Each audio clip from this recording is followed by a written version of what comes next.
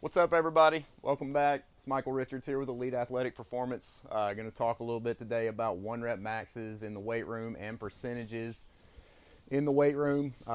It's still kind of bugging me a little bit as to whether that should be a max apostrophe S or a max ES. Not really sure. I guess as coaches we don't really care. But I'm just going to move on because it's bothering me. Who am I? If you have stumbled across this video and wondering who I am, you can go over to our website and check that out. See our background, see what we've got going on at Elite Athletic Performance, and that way we don't have to waste time on that here. A couple of things to keep in mind while I'm going through this one. This is like just kind of a lens to look at this through. And I feel like, honestly, for most of the people watching this video, there's going to be one side of this and then I'm in the other, but it's okay. So things to keep in mind: there are two types of weight rooms in the world. There are private weight rooms and there are school weight rooms, and both of them have their advantages, both of them have their disadvantages. The thing that you've got to keep in mind with some of the information that I give is, if I tell you that I'm doing one particular thing, you got to keep in mind that it's probably has a whole lot more to do with the fact that I'm in a private weight room and we have their customers and they can leave at any time. And no, the school weight room's one of your very large advantages is they're stuck with you. They're quitting the team if they leave. I mean, they don't even have to show up. Actually, I mean, they're actually my boss. And if you really want to look at it like that, they're my boss. The parents and them are my boss. So there are a few distinct, little differences you got to make there, and keep that in mind when you're thinking about some of this information. But like I said, there's not a huge upside or downside to either one. It's just something to keep in mind. So a few other things to keep in mind. One rep max obviously means a one repetition maximum. So how much weight can you pick up one time? And like, what is the maximum amount of that? So the one rep max has been made out to be a boogeyman for some people, and I mean, there's been times that they were correct, but it's just like everything else. It's just like every subset of society. It's just like every other. There are good coaches. Bad private coaches give all the good private coaches a bad name, and bad cops give good cops a bad name. You can go down the list. It does there, but the good ones outweigh the bad. But the squeaky wheel gets the grease. So you got to be mindful of that. One thing that I've always had in the back of my mind when thinking about one rep maxes, and I mean, you can do what you want with this information. Remember, I mean, this is not really any quantified information, really. It's just a lot of this is just anecdotal from my own standpoint, but from an energy standpoint, some sports, like example given, baseball and softball, are just strings of one rep maxes spaced out over time, over the duration of a game. And so for that reason, in most situations, I don't shy away from them. That's something to be mindful of. I would rather have my athletes prepared for a full exertion, 100% effort movement than have them not prepared for that. And that doesn't go for every athlete. We're going to get into that a little bit more. That is something to keep in mind, though. Other thing is, and I mean, don't get me wrong, we use some 5 rep maxes in certain situations with certain lifters. Don't get me wrong on that. But I would be willing to bet that if we were to actually study it, followed it really closely, and compared 1 rep maxes to 5 rep maxes, I'd be willing to bet the injury rate isn't any higher in 1 rep maxes over 5 rep maxes, even though if you tell a person that their kid is going to do a 1 rep max, a lot of them will be like, and kind of taken aback by it and kind of nervous with them. But if you are with it, but if you say, oh, no, we're using 5 rep maxes, they're going to go, oh, okay, that's okay. And really, that's just a sensationalized type thing. That's another thing about society we're kind of bad about. But I don't want to get too far on my old man cloud yelling rants these days. But you know, I do feel like that is a little bit of a sensationalist thing to where, you know, and on top of that, one of two things is going to happen with a 5 rep max or anything like are you truly finding out what your maximum potential is if you're going to load the bar? You're going to tell me that you're going to go max effort for 5 reps. And then on top of that, if you do that, you know, what's the number one, aside from previous injury, what's the number one predictor of injury? Fatigue, right? So 5 rep max, you're going to tell me you're not getting fatigued towards that 3rd, 4th, and 5th rep. And like I said, we use them with certain particular lifts, especially ones that come off of the ground where there is a little bit of a rest in between each one, such as deadlift, rack pull, stuff like that. But, you know, that is something to keep in mind there. So, and then on top of that, if you don't use enough weight to really push yourself and potentially get hurt, then really you just didn't do enough weight to cause a stimulus in your body and really just kind of wasted time and stuff like, and energy. So anyways, moving on. When do I not use them? This is probably the biggest misunderstood and misused portion of 1 rep maxes that really needs to be understood from this. If there's one thing that you really hear me on, it's this. Inexperienced lifters, if you're a high school coach, junior high coach, stuff like that, you know, that age group, they don't really need to be doing 1 rep maxes. There's just no sense in it. If they haven't had a barbell in their hand, that's like giving them a NASCAR when they don't have a learner's permit. You know, like there's no need in it. I mean, yeah, you'll get away with it with most of them because some of them have no idea what weight they should be lifting, and they'll end up getting like 60% of their actual 1 rep max and considering that their 1 rep max, or they'll load it too heavy and get crushed, which and it'll just be okay. They won't actually get hurt because a lot of kids are like made of rubber and they're okay. But over time and statistically, you just have to be careful with that, and that's where I really shy away from them, and I'm guilty of it in the past.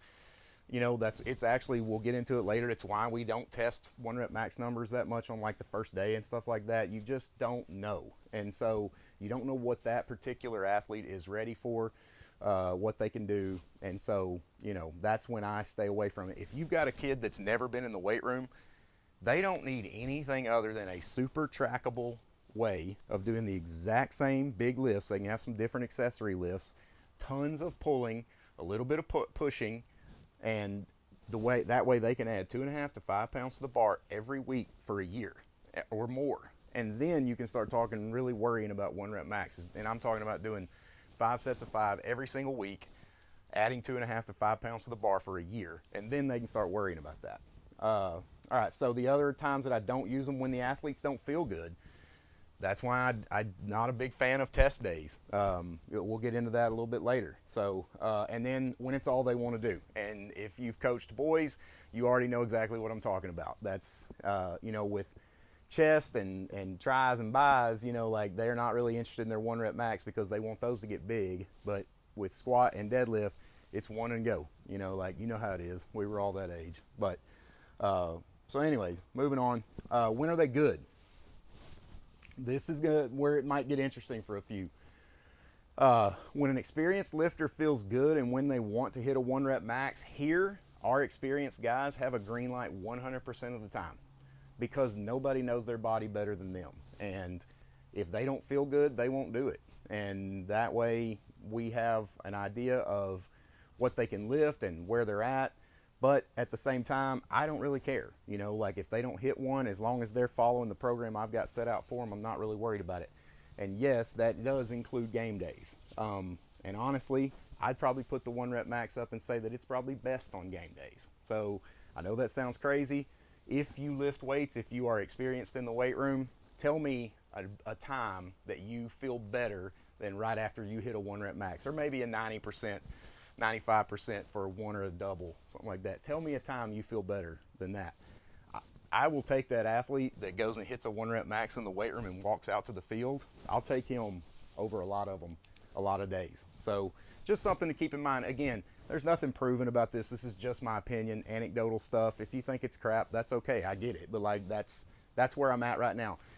In 3 years, I might watch this video and be so embarrassed about it that I delete it from YouTube. Who knows? You know, I won't do that, but I will admit when I'm embarrassed by stuff. So, all right. The guidelines that I'm looking for if we are hitting 1 rep maxes, you have to be able to make it look relatively easy. But struggle is not a bad thing. You know what I'm talking about. You've seen those videos where the kids, like, looks like a dog crapping in the backyard, and they're bent over and they're like pulling that deadlift up their legs, and it's like a 10-second lift. No, so like that's not it. But when I say make it look easy, if they hit that middle ground right there in the middle of that sticking point in the middle of the lift, if they hit that and they can get through it in 3 to 4 seconds, I let them go. And again, remember, experienced lifters, not the young kids. The young kids are not doing this stuff. That's the difference. All right. So struggle's not a bad thing. And with your super experienced lifters, and I'm talking about the ones, probably not any high school kids, but like, it's okay if their form breaks down a little bit, their technique breaks down a little bit. If they know what they're doing and they've been in the weight room, we are talking about building a larger capacity of power and things like that. So like there is a very small compartment. There's not like a huge room for it, but there is room for 1 rep maxes with bad technique for experienced lifters. And so that's that all goes back to that capacity or work capacity for one movement. How much power can they output? Stuff like that. That's a whole nother couple video series all in itself. So, but just know, most of you guys are coaching high school, junior college, college athletes. Struggle's not a bad thing. We can't remove stress from their life. When they are able to overcome that stress, they're stronger from it, and they're able to have a better output and performance base. So, all right. I should have brought some water up here.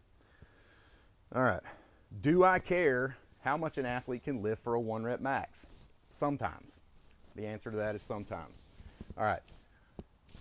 Have you been weak recently? That's my question. So if a kid has been weak recently and they have been lifting and they followed the program for a while and they've got their base built, really and truly, it kind of goes from no, yes, no.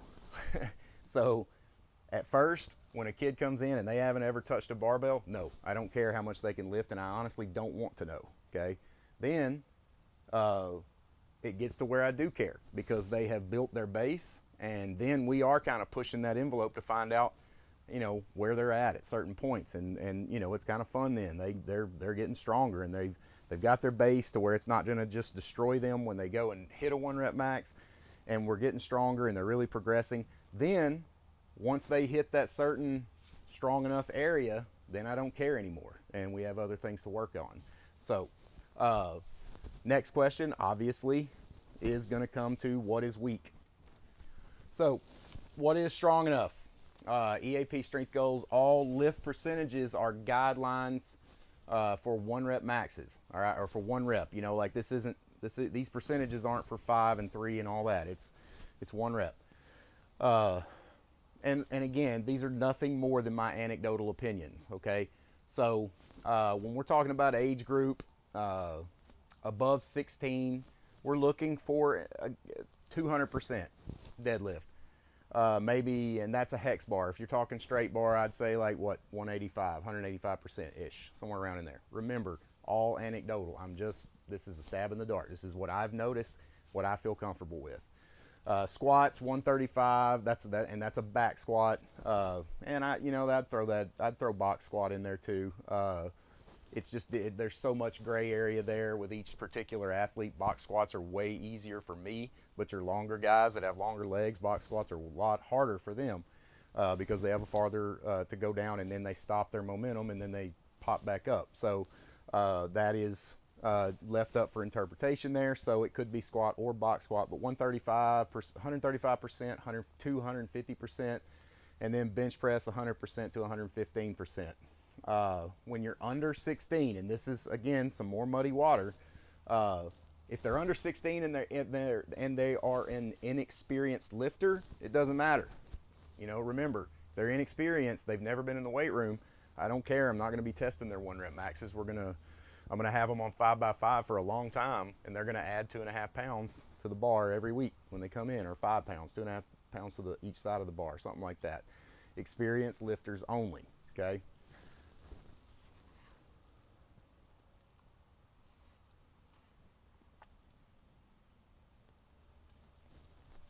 All right, so do we test strength numbers on day one? Now, remember, this is some of that going back to what kind of weight room you're in and what you've got going on.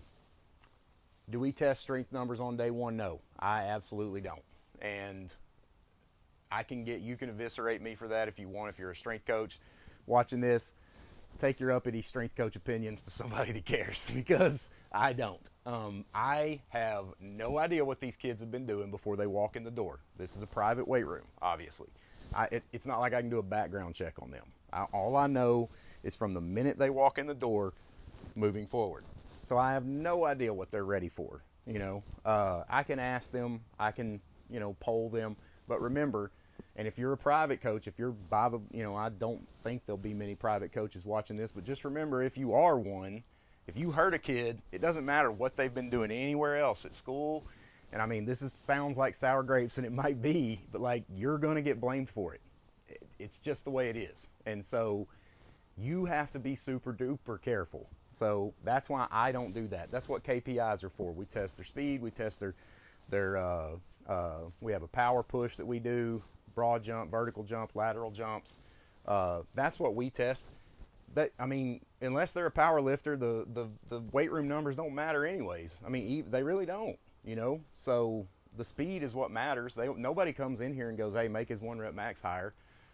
They want to be faster. They want to hit harder. We test exit velocity, throwing velocity. Those are like KPIs that we worry about. If they're going up, then everything else is going up. It doesn't matter. So, all right. Moving on. Last thing, last little point that we'll go over, percentages. I get this question a lot, and it is confusing. So what percentage do you use for this lift, that lift? I don't.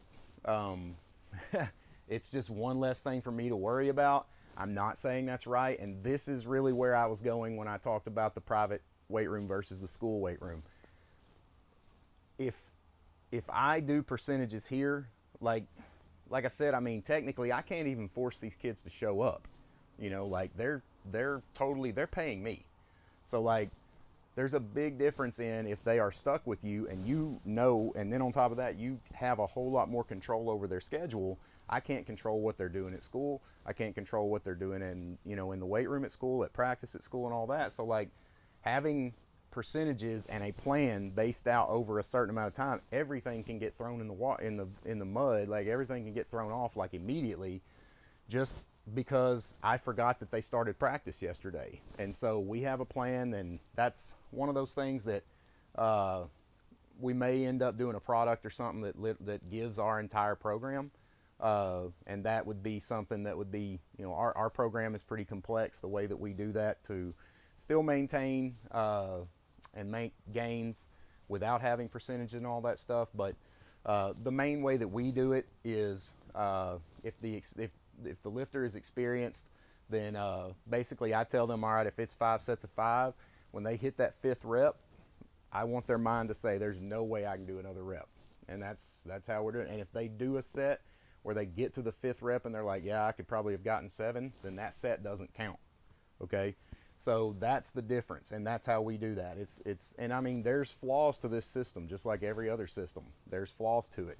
And I actually, going back to the testing on first day, and having test cycles with, we go through a cycle, then we retest the lift and all that. The other reason that I don't use that is because I don't know what they were doing the night before. I don't know if they are they're tired, if they were up all night, girlfriend broke up with them, if they were up all night playing PlayStation. I have no idea. And so then you take that, moving back to this percentages, the reason I don't use percentages based off of the lifts, the 1 rep maxes that we got, if I tested them on a certain day and then I'm using that number to build my percentages for the next 6 weeks, and they were up all night playing PlayStation, or their girlfriend just broke up with them, or they hadn't eaten in 36 hours, every percentage that I have is completely Useless, because I got a bad number on them.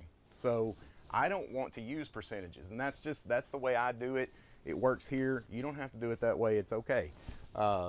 So that's why I use this system instead. So I had to back up and go over that before I moved on. So now, moderate lifters, the moderate experienced people, I want them to get to, I might could do one more rep. That's kind of where they're at. You don't want them just absolutely pushing the envelope and redlining it yet.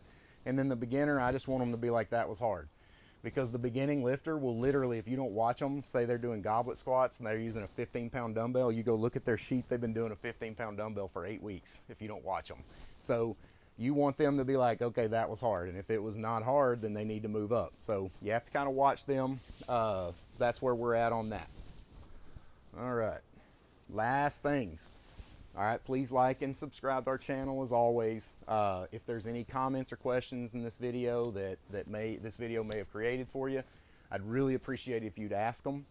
You can DM me, follow us on Instagram, Twitter. You can DM me there. Ask the question in the comments of this video, however you want to do it.